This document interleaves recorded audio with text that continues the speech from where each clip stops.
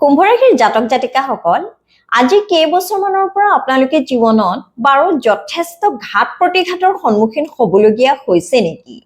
সৰু কাম এটাতে সফলতা পাবৰ বাবে আপোনালোকে যথেষ্ট দৌৰাদৌৰি কৰিবলগীয়া হৈছে নেকি? কোনো সময়ত আপোনালোক কিছু হতাশাতো ভুগিছে নেকি? আৰু এই সকলোবোৰ শনিদেৱৰ চাৰে ছাতিৰ ফলত হৈছে বুলি আপুনি অনুভৱ কৰিছে নেকি? নমস্কাৰ, মই জ্যোতিষ শাস্ত্ৰাচাৰ্য লতিকা বৰাই আপোনালোক সকলোকে মোৰ চেনেললৈ স্বাগতম জনাইছো। আজিৰ ভিডিঅ'টোৰ টাইটেল চাই আপোনালোকে গম পাইছে যে আজিৰ ভিডিঅ'ৰ জৰিয়তে মই শনিদেৱৰ চাৰে ছাতিৰ প্ৰভাৱ 2026 বৰ্ষত কুম্ভ ৰাশিৰ জাতক জাতিকাৰ ওপৰত কেনেদৰে পৰিব সেই বিষয়ে আলোচনা কৰিবলৈ ওলাইছো। যিসকল জাতক জাতিকাৰ চন্দ্ৰ ৰাশি কুম্ভ আজিৰ ভিডিঅ'টো তেওঁলোকৰ বাবে প্ৰস্তুত কৰা হৈছে। তেন্তে আহক আজিৰ ভিডিঅ'টো আৰম্ভ কৰো। শনিদেৱৰ চাৰে ছাতি এই নামটোৰ লগত হয়তো বহুতেই পৰিচিত আৰু বৰ্তমান কুম্ভ ৰাশিৰ শনিদেৱৰ চাৰে ছাতিৰ তৃতীয় চৰণ শেষৰ চৰণ চলি আছে আৰু 2027 বৰ্ষৰ 4 জুনলৈকে এই শেষৰ চৰণ চলি থাকিব। ক'বলৈ গ'লে এই কেইবছৰত কুম্ভ ৰাশিৰ জাতক জাতিকাসকলে জীৱনত বিভিন্ন ক্ষেত্ৰত যথেষ্ট প্ৰত্যাহ্বানমূলক পৰিস্থিতিৰ হয়তো সন্মুখীন হ'ব পাৰে আৰু বহুতেই এই প্ৰত্যাহ্বানসমূহ গ্ৰহণ কৰি এই প্ৰত্যাহ্বানবোৰৰ লগত সমানে ফেৰ মাৰি হয়তো জীৱনত আগবাঢ়ি যাবলৈ কিছু হ'লেও সক্ষম হৈছে। এতিয়া আহক চাওঁ শনিদেৱে আমাৰ পৰা প্ৰকৃততে কি বিচাৰেনো। শনিদেৱ হৈছে কৰ্মৰ কাৰক গ্ৰহ, কৰ্ম ফলদাতা। শনিদেৱে সৰ্বপ্ৰথমে আমাৰ পৰা কঠোৰ পৰিশ্ৰম বিচাৰে। এই সময়ত শনিদেৱে আমাক জীৱনৰ প্ৰকৃত মূল্যবোধৰ বিষয়ে জ্ঞান দিয়ে। জীৱনত কৰ্মৰ কিমান প্ৰয়োজন সেই বিষয়ে এই সময়ছোৱাত শনিদেৱে কিন্তু আমাক ভালদৰে জ্ঞান দিয়ে। লগতে এই সময়ছোৱাত যিসকলে শৰ্টকাট মেথড এপ্লাই কৰে, যিসকলে কঠোৰ পৰিশ্ৰম নকৰি কিবা ডুপ্লিকেচি কৰি হয়তো লক্ষ্যত উপনীত হ'ম বুলি ভাবে, তেওঁলোকে কিন্তু এই সময়ছোৱাত নানা ধৰণৰ বিপদত পৰিব পাৰে।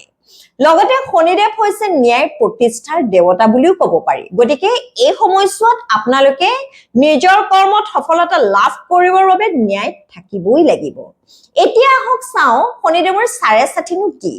শনিদেৱে প্ৰত্যেক 2.5 বছৰ মূৰে মূৰে নিজৰ ৰাশি পৰিৱৰ্তন কৰে, অৰ্থাৎ স্থান পৰিৱৰ্তন কৰে আৰু তাৰ ফলস্বৰূপে তিনিটা ৰাশিৰ ক্ষেত্ৰত শনিদেৱৰ চাৰে ছাতিৰ সৃষ্টি হয় আৰু দুটা ৰাশিৰ ক্ষেত্ৰত শনিদেৱৰ চতুৰ্থ আৰু অষ্টম ভাৱৰ ধৈৰ্যৰ সৃষ্টি হয়। ক'বলৈ গ'লে আমাৰ প্ৰত্যেকেই জীৱনত এনে ধৰণৰ শনিদেৱৰ চাৰে ছাতি বা ধৈৰ্যৰ সন্মুখীন হ'বলগীয়া হয়, যাৰ জৰিয়তে শনিদেৱে এই সময়ছোৱাত আমাক জীৱনত বিভিন্ন প্ৰকাৰে বিভিন্ন ক্ষেত্ৰত জ্ঞান দিয়ে, এক স্পষ্টীকৰণ দিয়ে, এক ক্লিয়াৰিটি দিয়ে, যাতে এই সময়ছোৱাত আমাৰ জীৱনটো যথেষ্ট অভিজ্ঞতাৰে পৰিপূৰ্ণ হয় আৰু জীৱনত আমি এক সঠিক ৰাস্তা বিচাৰি উলিওৱাত আমাৰ সহায় হয়। এই ক্ষেত্ৰত তিনিটা কথা যথেষ্ট নিৰ্ভৰ কৰে, অৰ্থাৎ এই চাৰে ছাতিৰ সময়ত আমি তিনিটা কথাৰ ওপৰত যদি সৰ্বাধিক গুৰুত্ব দিওঁ তেন্তে চাৰে ছাতিৰ সময়ত আমি নিশ্চয় এক ভাল ৰিজাল্ট পাবলৈ নিজৰ লক্ষ্যত উপনীত হ'বলৈ সক্ষম হ'ম। চিন্তা নকৰিব, শনিদেৱৰ চাৰে ছাতিৰ সময়ত বহুতো ব্যক্তিয়ে, পৃথিৱীৰ বহুতো মহান ব্যক্তিয়ে বা সাধাৰণ ব্যক্তিয়েও জীৱনত বেষ্ট ৰিজাল্ট পাবলৈ সক্ষম হয়। যিসকলে কঠোৰ পৰিশ্ৰম কৰে, যিসকলৰ মনত আত্মবিশ্বাস আছে, নিজৰ কৰ্মকে সৰ্বশ্ৰেষ্ঠ বুলি জ্ঞান কৰে, যিসকলে সত্যত আৰু ন্যায়ত থাকে, এই সময়ছোৱাত শনিদেৱে তেওঁলোকক কিন্তু বেষ্ট ৰিজাল্ট দিয়ে।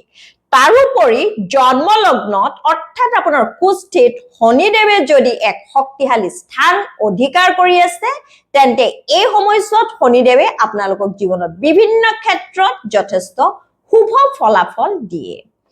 লগতে আৰু এটা কথা মই কুম্ভ ৰাশিৰ জাতক জাতিকাসকল আপোনালোকক ক'ব বিচাৰিছো যে এই সময়ছোৱাত হয়তো বহুতৰে মনত নানা ধৰণৰ কনফিউজন ক্ৰিয়েট হয়।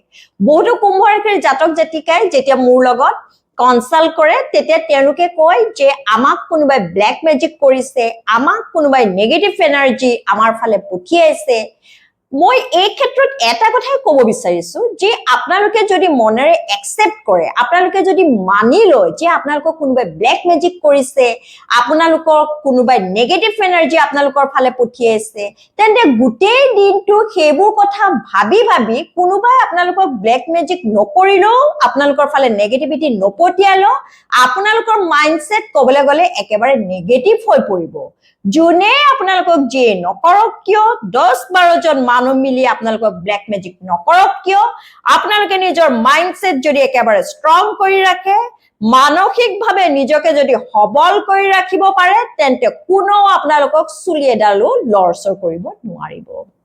এতিয়া আহক মূল বিষয়বস্তুলৈ যাওঁ, অৰ্থাৎ শনিদেৱৰ এই 6.5 সময়ত শনিদেৱে আপোনালোকক কি কি ক্ষেত্ৰত শিক্ষা দিব আৰু 2027 বৰ্ষৰ 4 জুনৰ আগলৈকে, অৰ্থাৎ আপোনাৰ শনিদেৱৰ 6.5 তৃতীয় চৰণ শেষ হোৱাৰ আগলৈকে শনিদেৱে আপোনালোকক জীৱনত কি কি ক্ষেত্ৰত আশীৰ্বাদ দিব, কি কি ক্ষেত্ৰত আপোনালোকে উন্নতি কৰিব পাৰিব, আপোনালোকে আপোনালোকৰ লক্ষ্যত উপনীত হ'ব পাৰিব নে নোৱাৰিব, সেই বিষয়ে এতিয়া আলোচনা আৰম্ভ কৰো। কুম্ভ ৰাশিৰ জাতক জাতিকাসকল, বৰ্তমান সময়ত শনিদেৱ আপোনাৰ কুষ্ঠিৰ 2য় ভাৱত আছে। আপোনাৰ কুষ্ঠিৰ 2য় ভাৱেনো কি বুজায়? আপোনাৰ কুষ্ঠিৰ 2য় ভাৱ হৈছে আপোনাৰ বাণীসমূহৰ ভাৱ, আপোনাৰ কুষ্ঠিৰ 2য় ভাৱ হৈছে আপোনাৰ ধনৰ ভাৱ, আপোনাৰ পৰিয়ালৰ ভাৱ।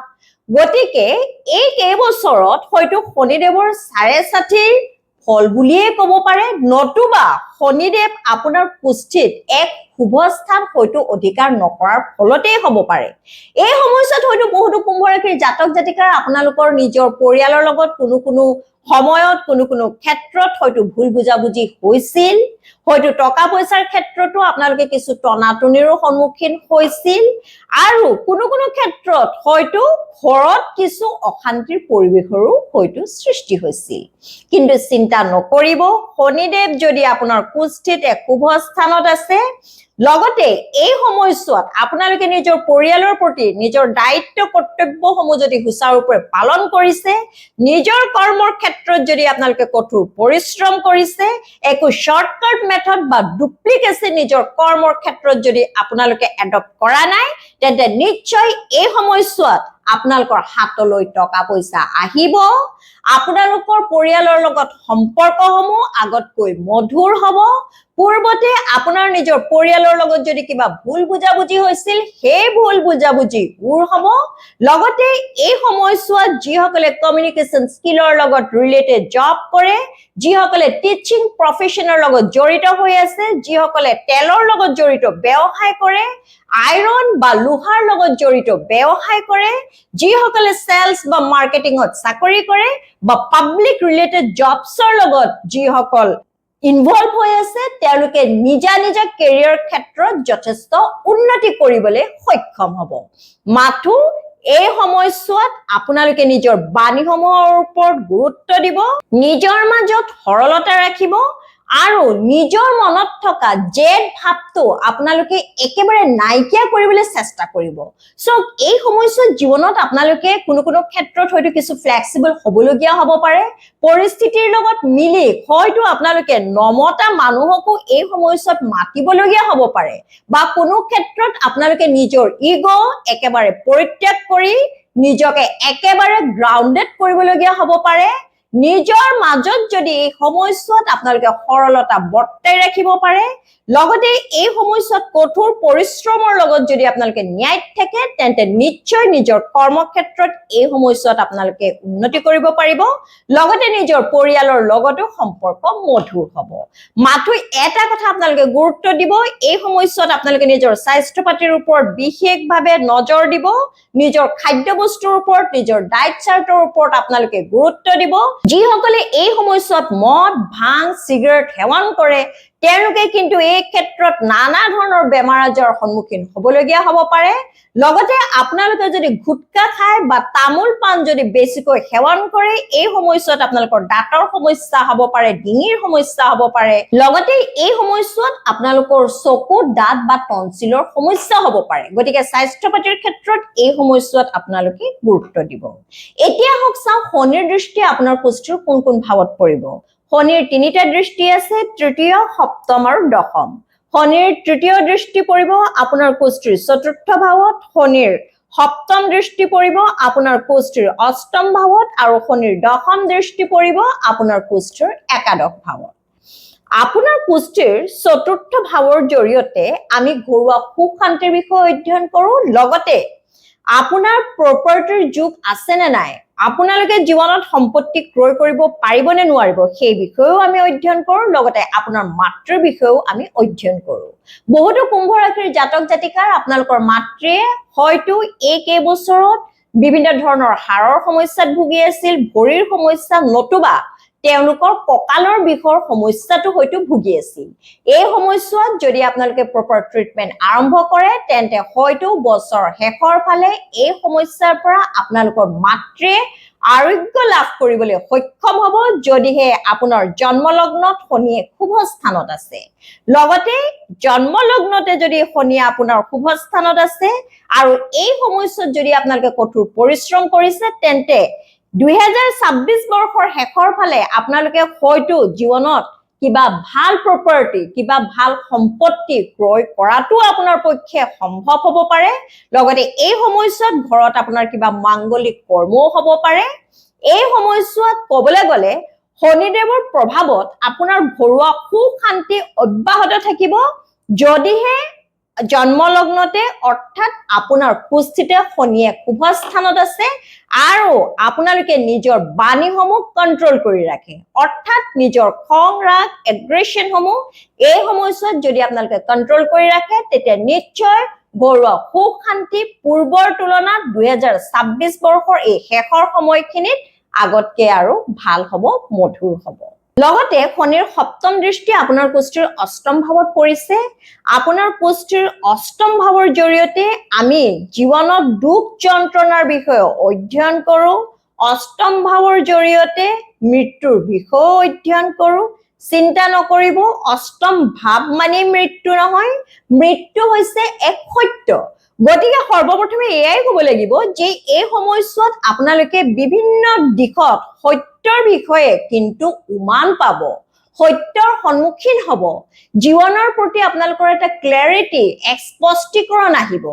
যিসকল ব্যক্তি হয়তো আপোনালোকে আপোনালোকৰ হৃদয়ৰ একেবাৰে কাষৰ বুলি ইমান দিন ভাবি আছিল বা আপোনালোকৰ বাবে একেবাৰে পৰ বুলি ভাবি আছিল, তেনে ব্যক্তিসকলৰ আচল চৰিত্ৰৰ বিষয়ে আপোনালোকে এই সময়ছোৱাত হয়তো জানিব পাৰে। লগতে আপোনাৰ কুষ্ঠিৰ অষ্টম ভাৱৰ জৰিয়তে হঠাতে লাভ কৰা কিবা সম্পত্তি বা হঠাতে হেৰুৱাও বুজোৱা হয়। হয়তো এই সময়ছোৱাত আপোনালোকে উত্তৰাধিকাৰী সূত্ৰে জীৱনত কিবা ভাল সম্পত্তি লাভ কৰিব পাৰে, যদিহে জন্মলগ্নতে শনিয়ে শুভ স্থানত আছে। লগতে এই সময়ছোৱাত আপোনালোকৰ তন্ত্ৰ মন্ত্ৰৰ প্ৰতিও হয়তো আকৃষ্টতা বাঢ়িব পাৰে। এই ক্ষেত্ৰত মই বিশেষ একো নকওঁ, মই এটা কথাই ক'ম যে আপোনালোকে নিজৰ কৰ্মৰ ওপৰত বিশ্বাস ৰাখিব, কঠোৰ পৰিশ্ৰম কৰিব, মনত আত্মবিশ্বাস ৰাখিব আৰু জীৱনত একো নেগেটিভ পাৰ্চনৰ যাতে আপোনালোকে এপ্ৰোচ কৰিবলগীয়া নহয়, একো ঋণাত্মক মানুহৰ সংস্পৰ্শত যাতে আপোনালোকে আহিবলগীয়া নহয়, সেই বিষয়ে আপোনালোকে সজাগ হ'ব। লগতে শনিদেৱৰ দশম দৃষ্টি আপোনাৰ কুষ্ঠৰ একাদশ ভাৱত পৰিছে। আপোনাৰ কুষ্ঠৰ একাদশ ভাৱ হৈছে আপোনাৰ চ'ৰ্চ অফ ইনকামৰ ভাৱ। গতিকে এই সময়ছোৱাত আপোনালোকে যদি কঠোৰ পৰিশ্ৰম কৰে আপোনালোকৰ চ'ৰ্চ অফ ইনকাম বাঢ়িব। পূৰ্বতে যদি আপোনালোকে এটা কাম কৰিছিল, এই সময়ছোৱাত আপোনালোকে 2-3টা কাম কৰি অধিক টকা পইচা উপাৰ্জন কৰিবলৈ হয়তো চেষ্টা কৰিব পাৰে।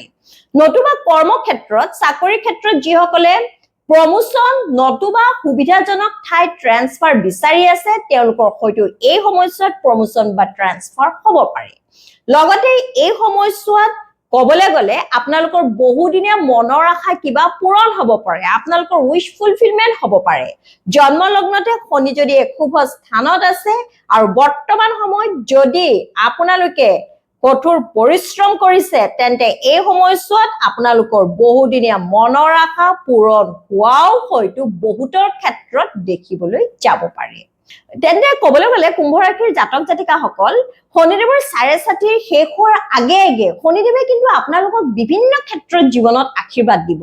এই কেইবছৰ ক'বলৈ গ'লে যিসকলে কঠোৰ পৰিশ্ৰম কৰি আছিল আৰু বৰ্তমান সময়লৈকে হয়তো ৰিজাল্ট পোৱা নাই, তেওঁলোকে কিন্তু 2026 বৰ্ষৰ শেষৰ ফালে ক'বলৈ গ'লে ভাল ৰিজাল্ট পোৱা আৰম্ভ কৰিব। আপোনালোকে কেৱল নিজৰ মনৰ আত্মবিশ্বাস অটুট ৰাখিব, কঠোৰ পৰিশ্ৰম কৰিব আৰু জীৱনত নেগেটিভ পাৰ্চন বিলাক ক'বলৈ গ'লে একেবাৰে মাইনাছ কৰি দিব। কোনোবা মানুহ যদি আপোনালোকে গম পায় যে সেই ব্যক্তিয়ে আপোনালোকৰ বিষয়ে ভাল চিন্তা নকৰে, তেওঁ কেৱল বেলেগৰ সমালোচনাহে কৰি থাকে, বেলেগৰ কেৱল দুখসমূহে দেখি থাকে, সেই ব্যক্তিৰ পৰা আপোনালোকে যিমান পাৰে এটা দূৰত্ব মেইনটেইন কৰিব। যিহেতু শনিদেৱে এই সময়ছোৱাত আপোনালোকৰ সত্যৰ বিষয়ে যথেষ্ট জ্ঞান দি যাব। প্ৰতিকাৰ হিচাপে প্ৰতিদিনাখনে শনিৰ বীজ মন্ত্ৰ, যিহেতু শনি হৈছে আপোনাৰ ৰাশিৰ অধিপতি গ্ৰহ আৰু বৰ্তমান সময়ত আপোনালোকৰ শনিদেৱৰ 4.5 চলি আছে, গতিকে শনিৰ বীজ মন্ত্ৰ ওম প্ৰাং প্ৰিং প্ৰং শা শনিশ্চৰাই নমো নমঃ এই মন্ত্ৰফাঁকি 108 বাৰ জপ কৰিব। পুৱা গধূলি হনুমান চালিচা পাঠ কৰিব। সূৰ্য উদয় হোৱাৰ সময়ত সূৰ্যৰ ফালে চাই তামৰ পাত্ৰৰে জল অৰ্পণ কৰিব।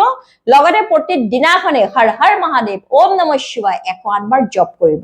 তেতিয়া চাব আপোনালোকৰ মাইণ্ডছেট একেবাৰে পজিটিভ হৈ থাকিব আৰু নিজৰ মাইণ্ডছেট পজিটিভ হৈ থাকিলেহে আপোনালোকে ক'বলৈ গ'লে নিজৰ কৰ্মত ফুল্লি কনচেন্ট্ৰেট কৰিবলৈ সক্ষম হ'ব। তেনে কুম্ভ ৰাশিৰ জাতক জাতিকাসকল, এয়া হ'ল 2026 বৰ্ষত শনিদেৱৰ 4.5 প্ৰভাৱ আপোনালোকৰ জীৱনত কেনে ধৰণৰ পৰিব তাৰ এক থুলমূল ধাৰণা। আজিৰ ভিডিঅ'টো চাই যদি আপোনালোকে সঁচাকৈ ভাল পাইছে, সঁচাকৈ উপকৃত হৈছে বুলি অনুভৱ কৰিছে, তেন্তে নিশ্চয় আজিৰ ভিডিঅ'টো লাইক কৰিব, যিমান পাৰে শ্বেয়াৰ কৰিব, লগতে মোৰ চেনেলটো ছাবস্ক্ৰাইব কৰি দিব। সকলোৱে সুস্থ থাকক, লগতে সদায় হাঁহি থাকক, তাৰে কামনা কৰি আজিলৈ আহিছো।